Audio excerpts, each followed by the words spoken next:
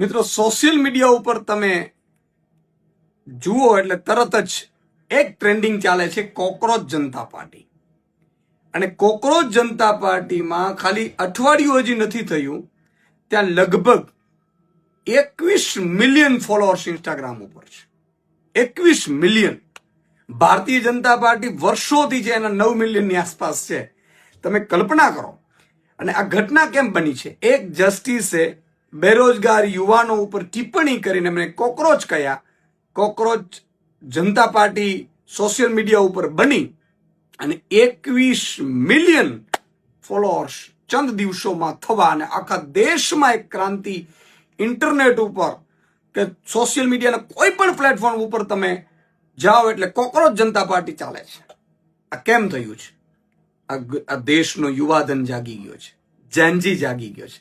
અને જેનજી જ્યારે જાગે છે ત્યારે સારી સારી સરકારોને એને રસ્તા બતાડી દે છે. અત્યારે નેતાઓને એટલું જ કહેવું છે કે જેનજી જાગી ગયો છે, હવે પેપર ફોડવાનું બંધ કરો, હવે એને ભરમાવાનું બંધ કરો, એના ઉપર ટિપ્પણીઓ કરવાનું બંધ કરો, નહીં તો આ જેનજી અત્યારે ખાલી જાગ્યો છે, આગામી ચૂંટણીઓમાં તમારી ખુરશીઓ ખાલી કરી નાખશે.